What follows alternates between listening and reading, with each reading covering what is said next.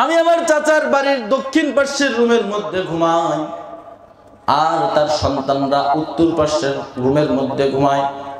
একদিন আমি ঘুম থেকে জাগ্রত হয়ে দেখি আমি আর দক্ষিণ পাশের রুমের মধ্যে নাই, আমি চলে গেছি উত্তর পাশের রুমের মধ্যে। চাচাকে ডাক দিয়ে বললাম, চাচা গো, ও চাচা, ঘুমাইলাম আমি দক্ষিণ পাশের রুমের মধ্যে, ঘুম থেকে জাগ্রত হয়ে দেখি আমি উত্তর পাশের রুমের মধ্যে, কারণটা কি? খাজা আবু তালেব ডাক দিয়ে বলে, ভাতিজা, আমার কানে যখন খবর পৌঁছেছে ভাতিজা তোমাকে কাফের মুশরিক দুনিয়া থেকে বিদায় করে দিবে, তুমি ভাতিজা দুনিয়া থেকে বিদায় হয়ে যাইবার, আমি তোমার চাচা আমি কি নিয়ে দুনিয়াতে বেঁচে থাকবো? রাত্রি যখন গভীর হয়ে যায় বাড়ির সমস্ত বাতিগুলোকে আমি বন্ধ করে দেই, তুমি ভাতিজাকে দক্ষিণ পাশের রুম থেকে নিয়ে উত্তর পাশের রুমের মধ্যে শোয়ায় রাখছি, আর উত্তর পাশের রুম থেকে আমার একটা সন্তানকে দক্ষিণ পাশের রুমের মধ্যে শোয়াইছি, যাতে করে কাফের মুশরিক তোমাকে ভেবে আমার সন্তানকে হত্যা করে, আর তুমি ভাতিজা কাফের মুশরিকদের হাত থেকে বেঁচে যাও। সুবহানাল্লাহ। আলেম তাকে ডাক দিয়ে বললেন যে নবীজির চাচা নবীজিকে 100-এ বিশ্বাস করতেন, তুমি কি নবীজির চাচা খাজা আবু তালেবকে ইমানদার মনে করো? বলে, না, আমি তো খাজা আবু তালেবকে ইমানদার মনে করি না। আলেম বললেন, তুমি যে কারণে নবীজির চাচা খাজা আবু তালেবকে ইমানদার মনে করো না, ঠিক একই কারণে আমিও তোমাকে ইমানদার মনে করতে পারি না। খ্রিস্টান ডাক দিয়ে বলে, আমার 3 নম্বরের প্রশ্ন, আমি কোরআনকে বিশ্বাস করি। যদি স্বামী স্ত্রী বিছানায় ঘুমোতে যায় মাঝখানে কোলবালিশ দেয়া জায়েজ নাই। বর্তমানে স্বামী স্ত্রীর সম্পর্কের যা অবস্থা, আমি কয়েক মাস পূর্বে মহিমাগঞ্জ আমাদের এক ভাই ও বন্ধু, মায়ের বয়স 90+, বাবার বয়স 100+, অতি বার্ধক্যে পৌঁছে গেছে না, মায়ের দেমাগ বিকৃত অবস্থা। কেমনে বুঝলাম? যে নিজের সন্তানকে ভাই বলে সম্বোধন করে, তার মানে বয়সের কারণে মাথা ঠিক নাই। তো দেখেছি আমরা তাদের জন্য কিছু খাবার দাবার নিয়ে গিয়েছি। ওই বৃদ্ধ মহিলা যার দেমাগ পুরো চেঞ্জ হয়ে গেছে, ছেলেকে ভাই বলতেছে, বুঝতেছে না, তো আমি দেখেছি তার হাতের আঙ্গুর ফল তার স্বামীকে উঠায়া খাওয়াইতেছে। আর বর্তমান স্বামী স্ত্রীর অবস্থা, এদের সম্পর্ক সাপ বেজির মতো সম্পর্ক। কথা বলেন ঠিক কি না? 3 নাম্বার, যেখানে কোনো ওয়াজ হয়, মাহফিল হয়, কোরআন হাদিসের আলোচনা হয়, মাঝে মাঝে যে ফাঁকা জায়গাগুলো আছে, এই ফাঁকা জায়গা রাখা জায়েজ নাই। আল্লাহর হাবিব বলেন এটা একটা সুন্নত তরিকা, যে জমে জমে বসা। এই জন্য আমি আপনাদেরকে আহ্বান করব, যাদের মাঝখানে সামনে যে ফাঁকা জায়গাগুলো আছে, এগুলো আমরা কি করব? পূরণ করে বসবো। এটা একটা সুন্নত। রসুল বলেন শেষ জামানায়, ফাসাদের জামানায়, হ্যাঁ, আমার যে সমস্ত উম্মত আমার একটা সুন্নতের ওপর আমল করবে, আল্লাহ তাআলা তাদেরকে 100 গলা কাটা শহীদের সব আমল নামায় উঠায় দেবে। সুবহানাল্লাহ। এই জন্য মাঝখানের জায়গাগুলোকে একটু পূরণ করে বসেন, ফাঁকা জায়গাগুলো একটু পূরণ করে বসেন। মাহফিলের পরিবেশটা সুন্দর হলে পরবর্তী বক্তার জন্য আলোচনা করা সহজ হবে। আল্লাহ তাআলা আমাদেরকে তৌফিক দান করেন।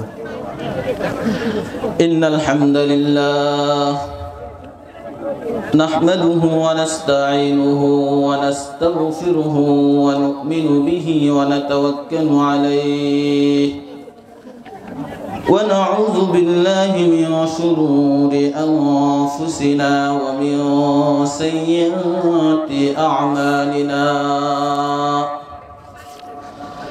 من يهد الله فلا مضل له ومن يضلله فلا هادي له. نشهد أن لا إله إلا الله وحده لا شريك له ونشهد أن سيدنا ونبينا وحبيبنا وحبيب ربنا وطبيبنا وطبيب قلوبنا ومولانا محمدا عبده ورسوله أما بعد فقد قال الله سبحانه وتعالى في كلامه المجيد وفرقانه التوحيد সকলে জবান খুলে বলি আউযু বিল্লাহি মিনাশ শাইতানির রাজীম বিসমিল্লাহির রাহমানির রাহিম বালা كسب سيئة وأحاطت به خطيئته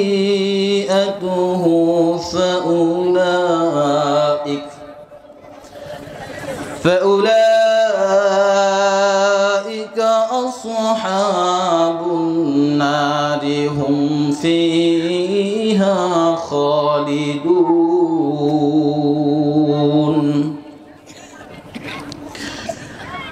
والذين آمنوا وعملوا الصالحات أولئك أصحاب الجنة أولئك أصحاب الجنة هم فيها خالدون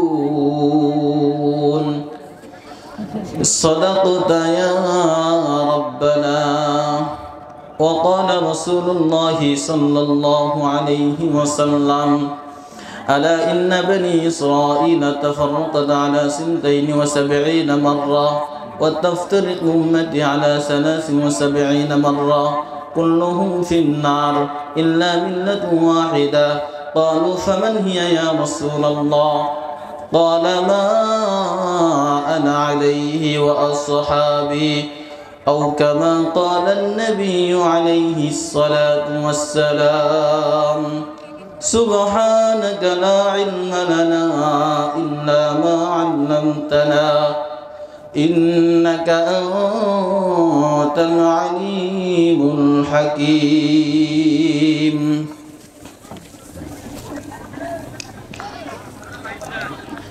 कर लागिया कंदो मानुष कर लागिया कंदो मानुष कर लागिया हसो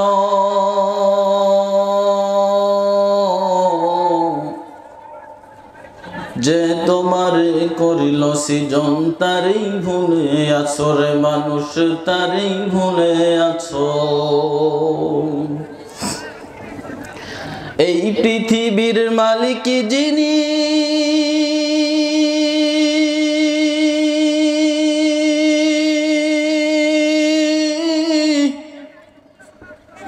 জপ তারে নিশিদিনিও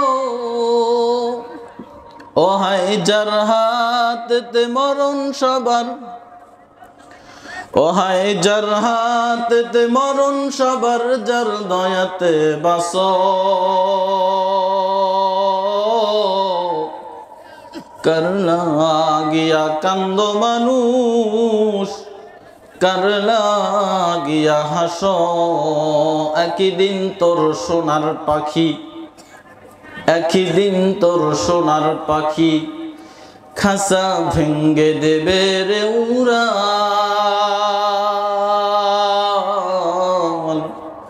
মাটির দেহ মাটির সঙ্গে হবে একাকার রে গোরস্থানের একটু মাটি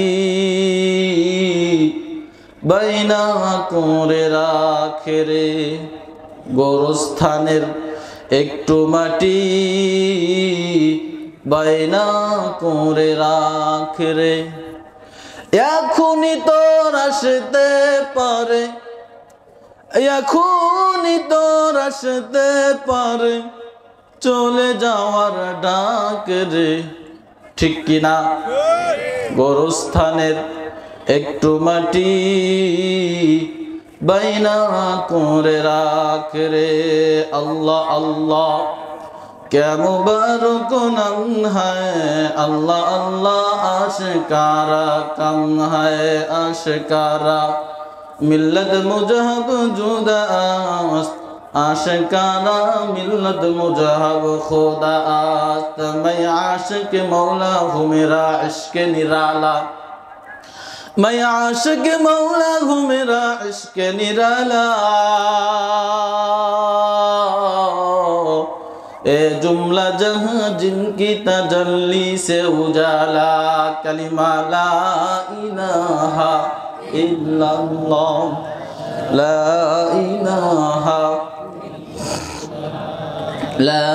इलाहा इल्लल्लाह।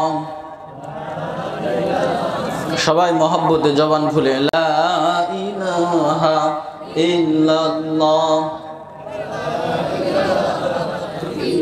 লা ইলাহা ইল্লাল্লাহু মুহাম্মাদুর রাসূলুল্লাহ সাল্লাল্লাহু আলাইহি ওয়াসাল্লাম।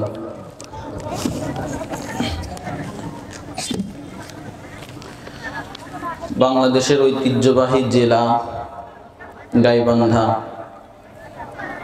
এর আওতাধীন পলাশবাড়ী উপজেলার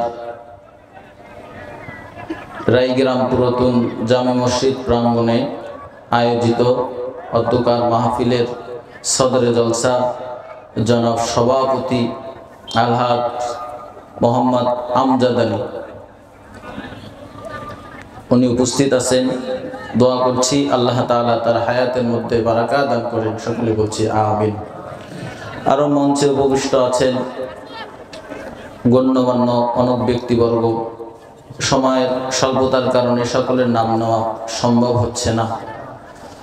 আমার সামনে উপবিষ্ট আছেন অত্র এলাকার বিভিন্ন অঞ্চল থেকে আগত ইসলাম দরদি, দিন দরদি, ইমানদার, মুমিন, মুত্তাকি বাবাজিরা, যুবক ভাইয়েরা, পর্দার অন্তরালে অবস্থানরত আমার অত্যন্ত সম্মানিতা মা এবং বোনেরা, দল মত নির্বিশেষে আল্লাহ জাল্লা শানুহু ওয়া আম্মা নওয়ালুহুর দরবারে সকলে অন্তরের অন্তঃস্থল থেকে এক বাক্যে সকলে বলছি আলহামদুলিল্লাহ।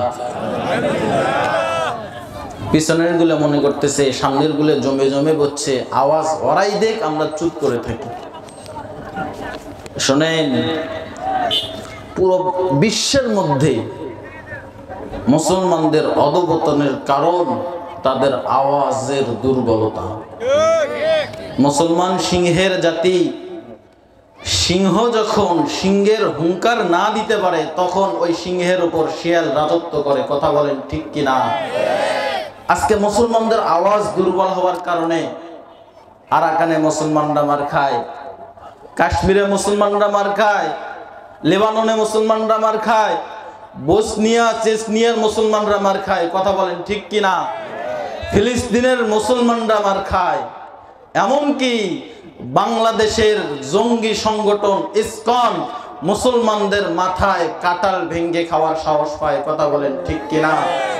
আজকে যদি মুসলমানদের আওয়াজ হইতো হযরত ওমরের মতো, মুসলমানদের আওয়াজ যদি হইতো হযরত আলীর মতো, খালিদ বিন ওয়ালিদের মতো, খোদার কসম করে বলছি ইসকন কেন, পৃথিবীতে এমন কোন শক্তি নাই মুসলমানদের দিকে চোখ তুলে তাকায়। কথা বলেন ঠিক কিনা? আমি ইসকনকে উঁচু আওয়াজে বলতে চাই, মুসলমানদের রক্ত পান করে পৃথিবীর কোন জাতি সুখে থাকতে পারে নাই, তোমরাও পারবে না ইনশাআল্লাহ। তোমরা কি ভেবেছো এটা দিল্লি? ইসকনকে বলি, এটা দিল্লি নয়, এটা বাংলাদেশ। এটা গুজরাট নয়, এটা বাংলাদেশ। এটা ইন্ডিয়া না, এটা শাহজালালের পুণ্যভূমি বাংলাদেশ। কথা বলো ঠিক কিনা? যদি তোমরা খেলতে চাও মাঠে আসো, বাংলার তৌহিদ জনতা তোমাদের সাথে খেলতে প্রস্তুত আছে। কথা বলেন ঠিক কিনা? মুসলমানদের আওয়াজ হবে সিংহের আওয়াজের মতো। বাতিল শক্তি মুসলমানদের দিকে টের চোখে তাকানোর সাহস পাবে না ইনশাআল্লাহ। সম্মানিত হাজিরিন, যেহেতু সময় কম, ভূমিকাতে যাওয়ার মোটেও সুযোগ নাই, সরাসরি আলোচনায় চলে যেতে চাই। তার আগে বলেন তো, আমরা এখানে যারা বসে আছি, আমরা কি সকলেই জান্নাতে যাইতে চাই? কারা কারা চাই? দুইটা হাত দেখতে চাই। রব্বুল আলামিন তাকায় দেখো, তোমার বান্দাদের দিলের মধ্যে কি আশা, দিলের মধ্যে কি আকাঙ্ক্ষা। তারা জান্নাতে যাওয়ার জন্য দুইটা হাত উঠাইছে। আয় আল্লাহ, মাহফিলের মধ্যে যতগুলো মানুষ হাত উঠাইছে, প্রত্যেকটাকে জান্নাতুল ফেরদাউসের মেহমান হিসেবে কবুল করে নাও, বলি আমিন। আরে ভাই, আমরা তো জান্নাতে যাবই। আমি আমার বাড়ির থেকে এখানে এসেছি, মাহফিল শেষ করার পর আমি কই যাব? অবশ্যই আমার বাড়িতে, ঠিক কিনা? অনুরূপ ভাবে আমরা জান্নাতে ছিলাম, জান্নাত থেকে দুনিয়াতে এসেছি, তো আবার যাব কোথায়? জান্নাতে না? তবে আমার বাড়ি এই দিকে। আমি যদি স্টেজ থেকে নামে এই দিকে যাই, হাঁটতে হাঁটতে একেবারে দুনিয়ার শেষ প্রান্তে চলে যেতে পারি, আমি কি আমার বাড়ি পাবো? অনুরূপ ভাবে আল্লাহ তাআলা আমাদেরকে জান্নাত থেকে দুনিয়াতে পাঠিয়েছেন। আমাদের বাড়ি জান্নাত, আমাদের বাড়ি জান্নাতে যাওয়ার একটা রাস্তা আছে না? ওই রাস্তা দিয়ে যদি না হেঁটে অন্য রাস্তায় চলি, বলেন তো দেখি আমাদের বাড়ি জান্নাতে যাওয়া যাবে?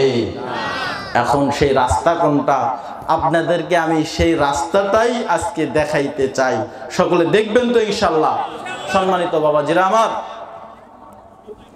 আল্লাহ তাআলা আমাদেরকে জান্নাত থেকে দুনিয়াতে পাঠিয়েছেন, আবার আমরা জান্নাতে চলে যাব। কিন্তু এর জন্য শুধুমাত্র কেবলমাত্র দুইটা আমল যদি আমরা করতে পারি, এই দুইটা আমলের বদলায় আল্লাহ তাআলা আমাদের বাড়ি পর্যন্ত আমাদেরকে পৌঁছায় দিবেন। কয়টা আমল? সকলে বলেন কয়টা? ওয়াজ শুনে গেলে হবে না, ওয়াজ খায়া মুখস্থ করে যাইতে হবে। তাছাড়া কালকে চায়ের স্টোরে বসে বসে খালি গল্প হবে। বক্তাগুলো হয়েছিল বা সেই ফাটাফাটি আলোচনা করছে। কি আলোচনা করছে বলতে পারে না। তাহলে আমাদের বাড়িতে যাইতে হলে, জান্নাতে পৌঁছতে হলে আমল কয়টা করা লাগবে? কুরআনুল কারীম জানিয়ে দিয়েছেন, والذين آمنوا وعملوا الصالحات أولئك أصحاب الجنة هم فيها خالدون। আল্লাহ তাআলা বলেন, আমার বান্দা বান্দি যদি দুইটা আমল করতে পারে, কয়টা? দুইটা আমল যদি তারা করতে পারে, আমি আল্লাহ তাআলা তাদেরকে জান্নাতের মালিক বানায়া দিব। সুবহানাল্লাহ। অন্যত্র আল্লাহ তাআলা বলেন, বান্দা দুইটা আমলের পাশাপাশি আরেকটা আমল করবা, সেই আমলটার নাম ইল্লা মান তাবা ওয়া আমানা ওয়া আমিলা আমালান সালিহান ফাউলাইকা ইউবাদদিলুল্লাহু সাইয়্যাতিহিম হাসানাত।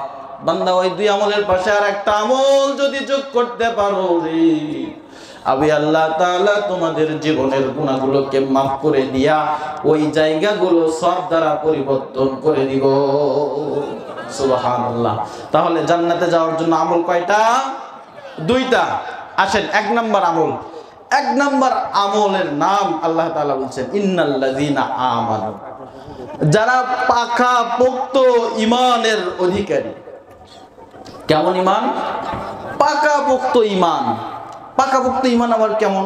আল্লাহ তাআলা বলছেন আমিনু কামা আমানান নাস, ওই সমস্ত লোকেরা যেভাবে ঈমান এনেছিল তোমরাও সেইভাবেই ঈমান আনো। এখন ওই সমস্ত লোক কারা? তাফসীরের মধ্যে আসছে যারা দ্বীন ও ইসলামের জন্য, ঈমানের জন্য নিজেদের জীবনগুলোকে বিসর্জন দিয়েছেন, কিন্তু এক মুহূর্তের জন্য ঈমান থেকে পিছপা হন নাই, তাদের মতো তোমরা ঈমান আনো। ওই সমস্ত ব্যক্তিদের মতো ঈমান আনতে হবে। এর মধ্যে ইতিহাসের মধ্যে অনেকগুলো ব্যক্তির নাম স্থান পেয়েছে। ফেরাউনের স্ত্রীর নাম স্থান পেয়েছে, ফেরাউনের দাসীর নাম স্থান পেয়েছে, হযরতে মারিয়াম আলাইহিস সালাতু ওয়াস সালামের নাম স্থান পেয়েছে। অনুরূপভাবে ইসলামের জন্য যারা নবীর যুগে যারা নিজেদের জীবনকে উৎসর্গ করেছেন, হযরতে সুমাইয়া রাদিয়াল্লাহু তাআলা আনহার নাম স্থান পেয়েছেন, হযরতে বেলালের নাম স্থান পেয়েছেন, বড় বড় সাহাবীর নাম স্থান পেয়েছেন। আল্লাহ তাআলা তাদের দিকে ইশারা করে, আরে তাদের ঈমান যেমন ছিল তোমরা তোমাদের ঈমানকে ওই রকমই বানাও। সুবহানাল্লাহ। মহিলা প্যান্ডেল রাখা কম, আমি আগেই বলেছিলাম মহিলা প্যান্ডেল বড় করবেন। মহিলা প্যান্ডেলে এখনই জায়গা হচ্ছে না। মা বোনেরা আপনারা মেহেরবানি করে একটু সামনের দিকে চেপে চেপে বসেন, যে দিক দিয়ে প্রজেক্টর লাগানো আছে ওই দিকে একটু চেপে চেপে বসেন, আর একজনকে বসার জায়গা করে দেন। হাদিস শরীফের মধ্যে আছে, ফাফসাহু ইয়াফসাহিল্লাহু লাকুম। কেউ যদি কাউকে দ্বীনি মজলিসে ওয়াজ শোনার জন্য জায়গা করে দেয়, আল্লাহ তাআলা তাকে জান্নাতের মধ্যে জায়গা করে দিবেন। এই জন্য আপনারা একটু সামনের দিকে চেপে চেপে আর একজনকে বসার জায়গা করে দেন। সম্মানিত বাবাজিরা আমার, তাহলে ঈমান আনতে হবে ওই সমস্ত ব্যক্তিদের মতো যাদের ঈমানটা বড় ছিল, পাকা পোক্ত, বড় মজবুত। ওই সমস্ত ব্যক্তিদের মতো ঈমান আনতে হবে। আমি যার কথা বলতেছিলাম, হযরত আব্দুল্লাহ রাদিয়াল্লাহু তাআলা আনহু, গভীর রজনীতে হযরত আব্দুল্লাহ রাদিয়াল্লাহু তাআলা আনহু নবীজির দরজার সামনে গিয়ে দাঁড়িয়ে আছে। কনকনা শীতের রাত, আল্লাহর বান্দার গায়ে কোনো প্রকারের কাপড় নাই, ছোট্ট একটা কাপড় নিয়ে লজ্জাস্থানটাকে ঢেকে রাসূলের দরজার সামনে দাঁড়িয়ে আছে। ফজরের আগ মুহূর্তে আল্লাহর হাবিব তাহাজ্জুদের জন্য উঠলেন। দরজা খুলে দেখেন আল্লাহর এক বান্দা ভালো মতো দাঁড়াইতে পারে না, কোন রকম বেকা হয়ে দরজার সামনে বসে আছে। নবীজি ডাক দিয়ে বললেন, কে হে তুমি, ওখানে কি করো? সাহাবী আব্দুল্লাহ ডাক দিয়ে বললেন, ইয়া রাসূলুল্লাহ, ইয়া হাবিবাল্লাহ, আমি আপনার সাহাবী হযরত আব্দুল্লাহ। কোন আব্দুল্লাহ তুমি? ইয়া রাসূলুল্লাহ, কিছুদিন পূর্বে আমি ঈমান এনে আপনার হাতে হাত দিয়ে মুসলমান হয়েছি। আমার নাম ছিল আব্দুল উজ্জা, আপনি আমার নামটাকে পরিবর্তন করে আব্দুল্লাহ রেখেছেন, আমি সেই আব্দুল্লাহ। নবীজি বললেন, আব্দুল্লাহ, তুমি তো ধনী বাবার সন্তান, সকালে এক রকমের পোশাক পরো, বিকেলে আরেক রকমের পোশাক পরো, এখন তো তোমার শরীরের মধ্যে কোনো কাপড় দেখা যায় না, কারণটা কি? হযরত আব্দুল্লাহ ডাক দিয়ে বলেন, আল্লাহর রাসূল, আমি কালিমা পড়ে ঈমান এনেছি। এই কথাটা আমার বাপ চাচা জেনে গেছে, আমাকে বারবার বারণ করেছে, আব্দুল্লাহ হয় মুহাম্মাদের দরবার সারবা, না হয় আমাদের বাড়িঘর দর সারবা। আমি তাদেরকে স্পষ্ট জানিয়ে দিয়েছি, তোমরা শুনে রাখো, আমি দুনিয়ার সবকিছু ত্যাগ করতে পারি, কিন্তু একটা মুহূর্তের জন্য আমার রাসূলের দরবার ত্যাগ করতে পারি না। আমি স্পষ্ট ঘোষণা তাদেরকে দিয়ে দিয়েছি। তারা আমাকে বলে, ঠিক আছে, তুমি আমাদের বাড়ির থেকে বের হয়ে যাও, তোমার মতো সন্তানের আমাদের কোনো প্রয়োজন নাই।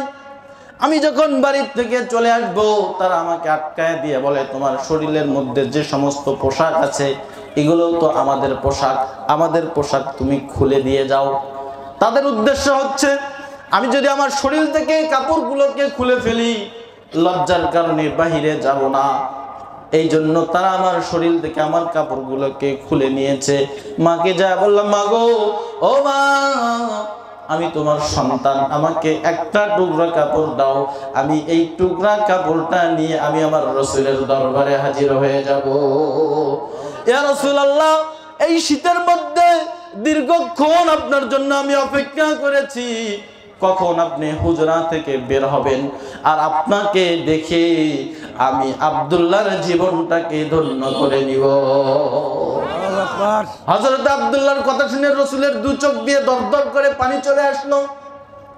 দুইটা কাপড় হযরতে আব্দুল্লাহকে দান করে দিলেন। আব্দুল্লাহ, নাও আমার দুইটা জুব্বা তোমাকে দিয়ে দিলাম, জুব্বাগুলো পরিধান করো। আব্দুল্লাহকে ডাক দিয়ে বললেন, আব্দুল্লাহ রে, তোমার মনে কি কোনো আশা আকাঙ্ক্ষা তামান্না আছে নাকি? হযরত আব্দুল্লাহ ডাক দিয়ে বললেন, আল্লাহর রাসূল, আমি শুনেছি ইসলামের জন্য যারা যুদ্ধের ময়দানে গিয়ে শহীদ হয়, মরতে দেরি হয়, আল্লাহর জান্নাত পাইতে দেরি হয় না। আমার দিলের আশা আমি একটু যুদ্ধে গিয়ে শহীদ হব। তাবুকের যুদ্ধ শুরু হয়ে গেল। হযরত আব্দুল্লাহ তাবুকের যুদ্ধের জন্য রওনা দিলেন। যুদ্ধ হলো না। আব্দুল্লাহ বাড়ির দিকে ফিরে আসতে থাকলেন।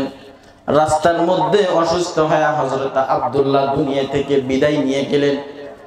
আল্লাহর হাবিব বলেন, আল্লাহর কোন বান্দা বান্দি যদি আল্লাহর দ্বীনের জন্য ঘর থেকে বের হয়ে যায়, ও যদি রাস্তার মধ্যেও মারা যায়, আল্লাহ তাআলা তাকে শহীদের মর্যাদা দান করে দেন।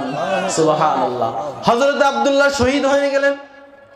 নবীজি ডাক দিয়ে বললেন, সাহাবায়ে কিরাম, আমার আব্দুল্লাহকে তোমরা সুন্দর করে গোসল করায় দাও, আতর পরায় দাও, খুশবু লাগায়া দাও। সাহাবায়ে কিরাম হযরত আব্দুল্লাহকে গোসল করায় দিলেন, কাফন পরায় দিলেন। হ্যাঁ সাহাবায়ে কিরাম, সাবধান সাবধান সাবধান, তোমরা কেউ কিন্তু আমার আব্দুল্লাহর কবরের মধ্যে নামবে না। রাসূল আমার নিজে হযরত আব্দুল্লাহর কবরের মধ্যে নেমে গেলেন। দুইটা হাত বাড়ায় দিয়ে বললেন, সাহাবায়ে কিরাম, কই আমার আব্দুল্লাহর লাশটাকে আমার কোলের মধ্যে দাও। সাহাবায়ে কিরাম যখন হযরত আব্দুল্লাহর লাশটাকে রাসূলের কোলের মধ্যে দিবেন, আল্লাহর হাবিব হযরত আব্দুল্লাহর লাশটাকে আসমানের দিকে এইভাবে তুলে ধরছেন। আল্লাহ, তাকায়া দেখো না, আমার আব্দুল্লাহ ঈমানকে রক্ষা করতে গিয়ে নিজের বাবা মাকে ত্যাগ করেছে, বাড়ির সমস্ত ধন সম্পদকে ত্যাগ করে আয় আল্লাহ তোমার রাস্তায় বের হয়ে এসেছে। আল্লাহ, তোমার দ্বীনকে প্রতিষ্ঠিত করতে গিয়ে নিজের জীবনটাকে আজকে বিলীন করে দিয়েছে। ও আল্লাহ, আব্দুল্লাহর প্রতি আমি রাজি আর খুশি। আল্লাহ, আমি তোমার রাসূল, আমি এই আব্দুল্লাহর প্রতি রাজি। আয় আল্লাহ, তুমি আমার আব্দুল্লাহর প্রতি বেজার থাইকো না, তুমি আমার আব্দুল্লাহর প্রতি রাজি আর খুশি হয়ে যাও। এই জন্য সাহাবায়ে কেরাম যেভাবে নিজেদের জীবনের হেফাজত করেছে, তারা স্ত্রী ছেড়েছে, সংসার ছেড়েছে, টাকা পয়সা ধন সম্পদ সব ছেড়েছে, কিন্তু ঈমান ছাড়েন নাই। আমাদের ঈমানও তাদের মতোই হইতে হবে, যে ঈমানকে রক্ষা করতে গিয়ে স্ত্রী ছাড়বো, সংসার ছাড়বো, পিতামাতা আত্মীয় স্বজন সব ছাড়বো, ঈমানকে রক্ষা করতে গিয়ে বছরের পর বছর জেল খাটবো, ফাঁসির কাস্টে দাঁড়াবো, এরপরও ঈমানকে বাতিলের কাছে বিসর্জন দিতে পারি না। কথা বলেন ঠিক কিনা? এই জন্য ঈমান আনতে হবে তাদের মতো। সম্মানিত বাবাজিরা আমার, আমরা এমন তালের মুসলমান, বাবা ছিল মুসলমান আমি মুসলমান, দাদা ছিল মুসলমান আমি মুসলমান। কবি বলেন, হাম মুসলমান হাই মাগার, হাম মুসলমান হাই মাগার হামে মুসলমানি নেহি, হামে ঈমান হাই মাগার হাম মুমিনি কামিল নেহি। খতনা কায়েম হাই মাগার, खतना कायम है मगर ओह मज़हब तालीम गुम, महर इब्राहीम बाकी दीन इब्राहीम गुम। আজকে আমি নামের মুসলমান, কিন্তু আমার মধ্যে কাম নাই। আমি শুধু কোরআনকে বিশ্বাস করি, আল্লাহকে বিশ্বাস করি, রাসূলকে বিশ্বাস করি, আমি মুসলমান। ও মুসলমান, কান খুলে শুনে রাখেন, আল্লাহকে বিশ্বাস করলে, রাসূলকে বিশ্বাস করলে, কোরআনকে বিশ্বাস করলে কোশ্চিন কালেও পাকাপোক্ত ঈমানদার হওয়া যায় না। একজন খ্রিস্টান আলেমকে জিজ্ঞাসা করতেছেন, ও মুসলমানের আলেম, ইসলাম ধর্মের লোক আল্লাহকে বিশ্বাস করে, আমিও আল্লাহকে বিশ্বাস করি, ইসলাম ধর্মের লোক নবীজিকে বিশ্বাস করে, আমি খ্রিস্টান আমিও নবীজিকে বিশ্বাস করি, ইসলাম ধর্মের লোক কোরআনকে বিশ্বাস করে, আমি খ্রিস্ট ধর্মের অনুসারী, আমিও কোরআনকে বিশ্বাস করি। মুসলমান ইমানদার হইলে আমি কেন ইমানদার হব না? মুসলমান যা কিছু বিশ্বাস করে, আমি খ্রিস্টান, আমিও সেগুলো বিশ্বাস করি। মুসলমান যদি ইমানদার হয়, আমি কেন হব না? এটা আপনার কাছে আমার প্রশ্ন। আলেম ডাক দিয়ে বললেন, খ্রিস্টান শোনো, মক্কার কাফের মুশরিক যারা আছে এরা আল্লাহ তাআলাকে বিশ্বাস করত। আপনারা জানেন বা না জানেন, কিন্তু এইটাই সত্য। কুরআনুল কারীম জানিয়ে দিয়েছেন, ওয়ালা ইন সাআলতাহুম মান খালাকাস সামাওয়াতি ওয়াল আরদা ওয়া সাখখারাশ শামসা ওয়াল কমারা। হে নবী, আপনি যদি মক্কার কাফের মুশরিকদেরকে জিজ্ঞাসা করেন, মান খালাকাস সামাওয়াতি ওয়াল আরদ, আসমান জমিনকে কে সৃষ্টি করেছেন, আর এই চন্দ্র সূর্যকে কে কাজে লাগিয়েছেন, লা ইয়াকুলুনাল্লাহ, মক্কার কাফের মুশরিক অবশ্যই জবাব দেবে, এগুলো আল্লাহ তাআলাই সৃষ্টি করেছেন। তারা আল্লাহ তাআলাকে বিশ্বাস করত। খ্রিস্টানকে ডাক দিয়ে বললেন, খ্রিস্টান, মক্কার কাফের মুশরিক আল্লাহ তাআলাকে বিশ্বাস করত, তুমি কি মক্কার কাফের মুশরিককে ঈমানদার মনে করো? খ্রিস্টান বলে, না, মক্কার কাফের মুশরিককে আমি তো ঈমানদার মনে করি না। আলেম বললেন, শোনো, তুমি যে কারণে মক্কার কাফের মুশরিককে ঈমানদার মনে করো না, আমি ঠিক একই কারণে তোমাকেও ঈমানদার মনে করতে পারি না। খ্রিস্টানের 2 নম্বর প্রশ্ন, আমি আল্লাহর রাসূলকে বিশ্বাস করি। আলেম ডাক দিয়ে বললেন, তাহলে শোনো, আমার রাসূলকে বিশ্বাস করত তার আপন চাচা খাজা আবু তালেব। রাসূলকে বিশ্বাস করত। খাজা আবু তালেব যখন দুনিয়া থেকে বিদায় হয়ে যাবেন, লা ইলাহা ইল্লাল্লাহ মুহাম্মাদুর রাসূলুল্লাহ বলার দরকার নাই, আপনি শুধু একটাবার লা ইলাহা ইল্লাল্লাহ বলেন, কিয়ামতের দিন আপনাকে আমি সুপারিশ করে আল্লাহর জান্নাতে পৌঁছায় দেব। সুবহানাল্লাহ। খাজা আবু তালেব বলেন, না ভাতিজা, না, এই মরার সময় আমি তোর ধর্মের অন্তর্ভুক্ত হইতে পারবো না। ও ভাতিজা মুহাম্মদ, আমার দিলে বিশ্বাস আছে তোমার ধর্ম সত্য, তুমি যে বাণী নিয়ে এসেছো তোমার বাণী সত্য, তুমি যে আল্লাহর রাসূল, এইটা আমার অন্তরে 100-এ বিশ্বাস আছে, কিন্তু আমি মরার সময় তোমার ধর্মের অন্তর্ভুক্ত হইলে আমার অনুসারীরা বলবে, দেখো না, আরে নবীজির চাচা খাজা আবু তালেব সারা জীবন আমাদের উপর সর্দারি করেছে, আমাদের উপরে মাস্তানি করেছে, আর মরার সময় নিজের বাপদাদার ধর্মের মধ্যে চুনকালি লাগাইয়া দুনিয়া থেকে বিদায় হয়ে গেছে। আবার আত্মমর্যাদায় লাগে। নবীজি বারবার তার কাছে কালিমার দাওয়াত দিচ্ছেন, চোখ দিয়ে পানি আসতেছে। সাহাবায়ে কেরাম ডাক দিয়ে বললেন, ইয়া রাসূলুল্লাহ, আরে আপনার চাচা এটা তো ঈমানদার নয়, কাফের, কাফেরের জন্য আপনি কাঁদতেছেন। আল্লাহর হাবিব ডাক দিয়ে বললেন, সাহাবায়ে কেরাম, আমার চাচা কাফের তোমরা শুধু সেই দিকেই দেখলা, কিন্তু আমার প্রতি আমার চাচার কতটুকু দয়া, কতটুকু মায়া, এইটা তো তোমরা একটাবারের জন্য দেখলা না। কেমন মায়া আমার প্রতি, আমার জন্য আমার চাচার। একটা কথা তোমাদেরকে বলি, আমি আমার চাচার বাড়ির দক্ষিণ পাশের রুমের মধ্যে ঘুমাই, আর তার সন্তানরা উত্তর পাশের রুমের মধ্যে ঘুমায়। একদিন আমি ঘুম থেকে জাগ্রত হয়ে দেখি আমি আর দক্ষিণ পাশের রুমের মধ্যে নাই, আমি চলে গেছি উত্তর পাশের রুমের মধ্যে। চাচাকে ডাক দিয়ে বললাম, চাচা গো, ও চাচা, ঘুমাইলাম আমি দক্ষিণ পাশের রুমের মধ্যে, ঘুম থেকে জাগ্রত হয়ে দেখি আমি উত্তর পাশের রুমের মধ্যে, কারণটা কি? খাজা আবু তালেব ডাক দিয়ে বলে, ভাতিজা, আমার কানে যখন খবর পৌঁছেছে ভাতিজা তোমাকে কাফের মুশরিক দুনিয়া থেকে বিদায় করে দিবে, তুমি ভাতিজা দুনিয়া থেকে বিদায় হয়ে যাইবা, আর আমি তোমার চাচা আমি কি নিয়ে দুনিয়াতে বেঁচে থাকবো?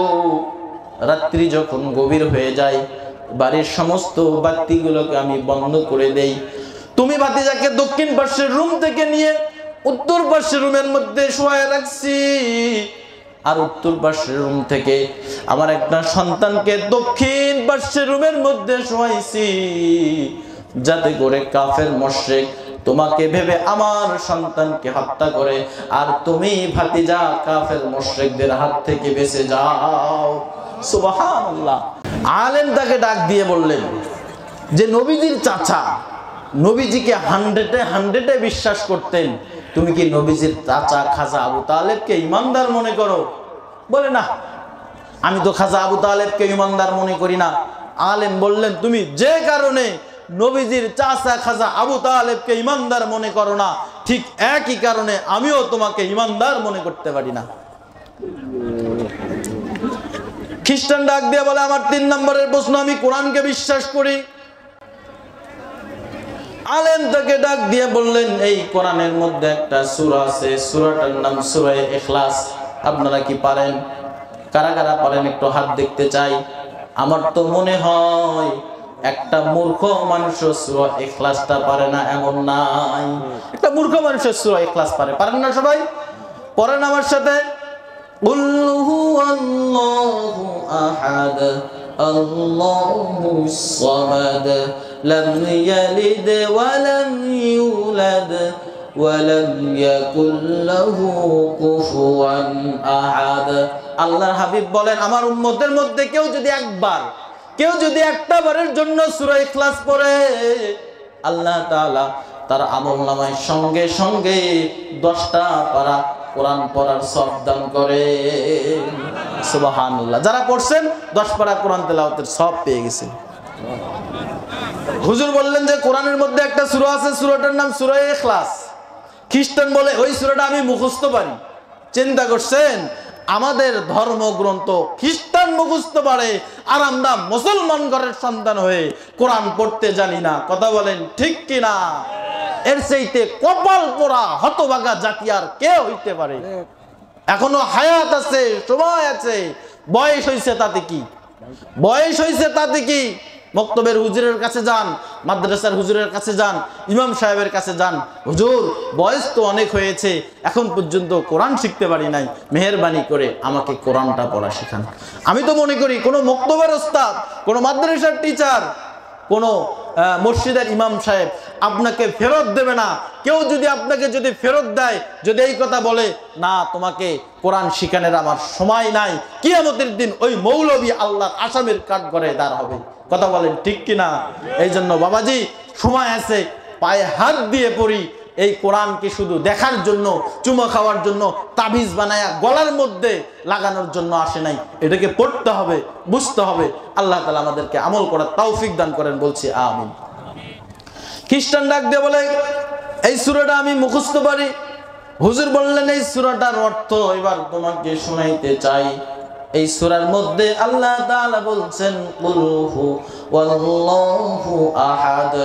হে নবী, আপনি বলে দেন আল্লাহ তাআলা এক, আল্লাহুস সামাদ, আল্লাহ তাআলার কোনো শরীক নাই। লাম ইয়ালিদ ওয়া লাম ইউলাদ, তিনি কারো থেকে জন্ম নেন নাই, কাউকে জন্ম দেন নাই। ওয়া লাম ইয়াকুল লাহু কুফুয়ান আহাদ, তিনি লা শরীক, তার সমকক্ষ কেউ নাই। এবার তুমি বলো, তোমাদের ধর্মের মধ্যে যাকে তোমরা যিশু খ্রিস্টান বলো, এই ভাই, এই মাইকের এই অবস্থা কেন? এখন বলবেন যে বক্তা ব্যবহার খারাপ করে কেন? এই যে 5-7 মিনিট থেকে এরকম চ্যান করতেছে, সবাই বিরক্ত হয়ে গেছে। একটু ঠিক করেন এই চ্যানচেনিটা। তো যে কথা বলতেছিলাম, হুজুরটাকে ডাক দিয়ে বললেন, তোমাদের ধর্মের মধ্যে তোমরা যাকে যিশু খ্রিস্টান বলো, পয়গম্বর হযরতে ঈসা আলাইহিস সালাতু ওয়াস সালাম, এই ব্যক্তিটাকে তোমরা কি মনে করো? এই ব্যক্তিটাকে খ্রিস্টান ডাক দিয়ে বলে হুয়া ইবনুল্লাহ, আওয়াজ দিয়ে বলে নাউজুবিল্লাহ। খ্রিস্টান বলে সে তো আল্লাহর বেটা। হুজুর বললেন, হাই রে কপাল পোড়া, তুমি বললে আমি কোরআনকে বিশ্বাস করি, অথচ এই কোরআনুল কারীম বলছে আল্লাহ তাআলা তিনি কারো থেকে জন্ম নেন নাই, কাউকে জন্ম দেন নাই। তুমি তো বললা আমি কোরআনকে বিশ্বাস করি, কই তোমার বিশ্বাস কই? আজকে আমাদের সমাজের মধ্যে এমন মুসলমান আছে শুধু আল্লাহকে বিশ্বাস করে কিন্তু এক ওয়াক্ত নামাজ পড়ে না, আছে না নাই? রাসূলকে বিশ্বাস করে, সুন্নতের কোনো আদর্শ অনুসরণ তার মধ্যে নাই। কোরআনকে বিশ্বাস করে কিন্তু কোরআন পড়তে জানে না।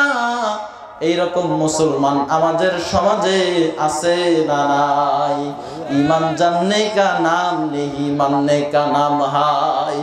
ইমান জানার নাম নয় ভাই, মানার নাম। আমি জানলাম কোরআন আল্লাহ তাআলার কিতাব, বিশ্বাস করলাম, কিন্তু আমি মানলাম না, এর নাম ইমান নয়।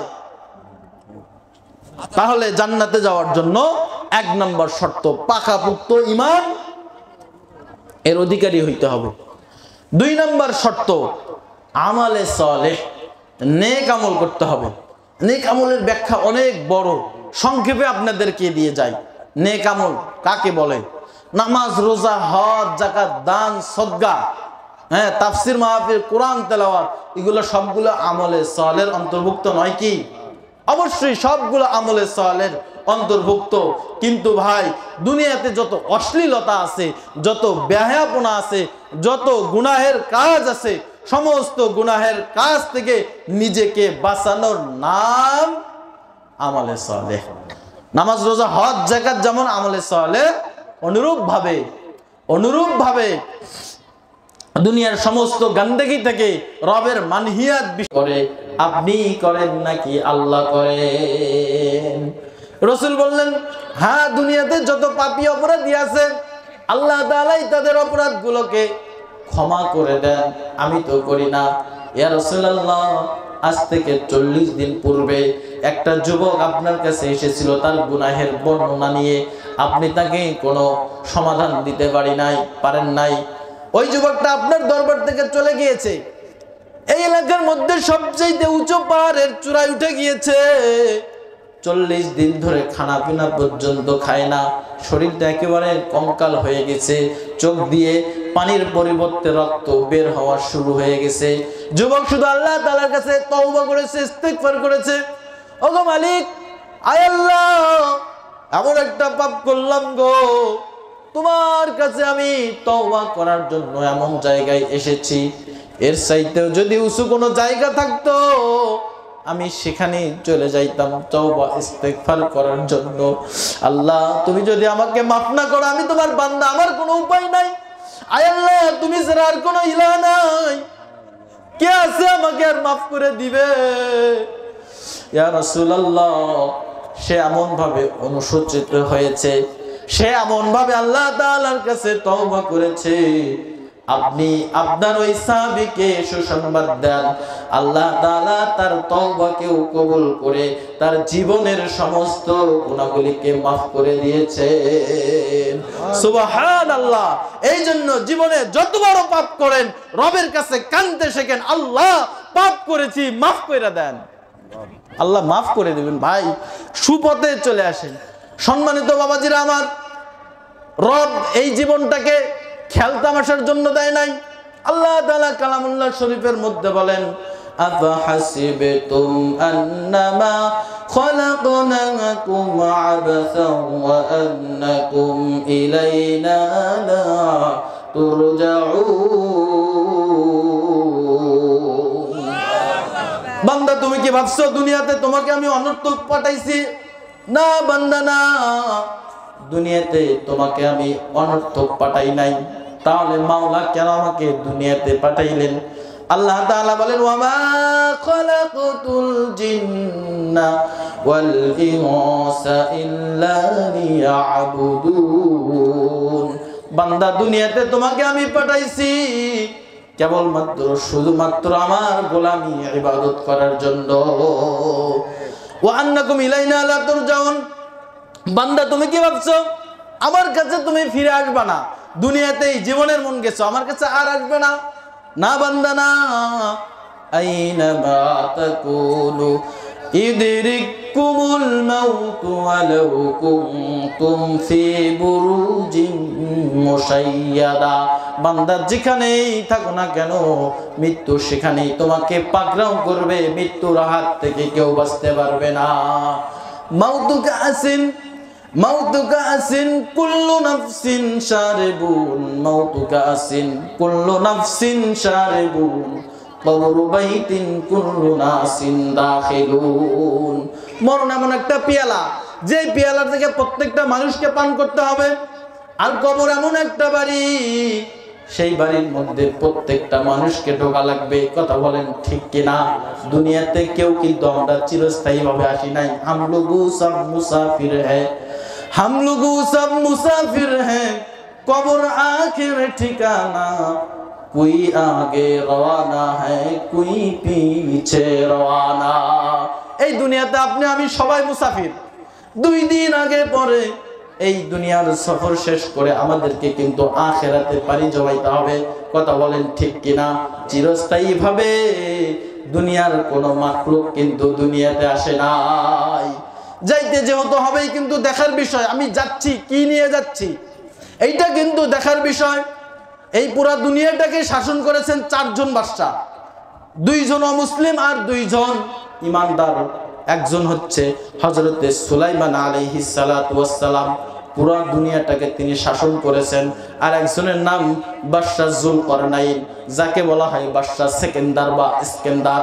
বর্তমানে ফিলিস্তিনের বাইতুল মাকদিস থেকে 9 কিলোমিটার উত্তরে আলেকজান্ডার একটা জায়গা আছে, ওই জায়গার মধ্যে ওই বাদশা সেকেন্দারের কবর প্রায় 48 হাত লম্বা। আল্লাহু আকবার।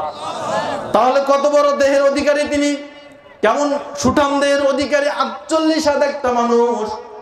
এই মানুষটা যখন দুনিয়া থেকে বিদায় হয়ে গেলেন, সন্তানরা তার কফিনটাকে শহরের অলিতে গলিতে ঘুরাইতেছেন, কাফনের ফাঁক দিয়ে তার হাতগুলোকে এইভাবে বের করে দেওয়া। শহরের মূর্খ মানুষগুলো ডাক দিয়ে বলে, আরে দেখো না আমাদের বাদশার কাণ্ড দেখো, সারা জীবন আমাদের থেকে ট্যাক্স আদায় করেছে, কর আদায় করেছে, সারা জীবন আমাদের থেকে ট্যাক্স আদায় করেছে, কর আদায় করেছে, আর আজকে তিনি দুনিয়া থেকে চলে যাচ্ছেন, হাতগুলো বের করে দিয়ে আমাদের থেকে মনে হয় ট্যাক্স আর কর চাইতেছেন। এটা মূর্খ লোকদের কথা। সন্তানরা ডাক দিয়ে বলে, না আরে না না না, আমাদের বাবার ব্যাপারে তোমরা এমন খারাপ মন্তব্য করতে পারো না, কারণ আমাদের বাবার ওসিয়ত মোতাবেক এমনটা করা হয়েছে।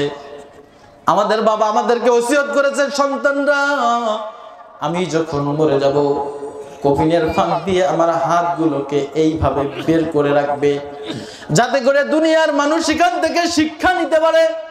হাইরে, এত বড় একজন বাদশা যিনি নাকি পুরা দুনিয়াটাকে শাসন করেছেন, মরার সময় 2টা খালি হাত নিয়ে কবরে যায়, সঙ্গে কিছু নাই।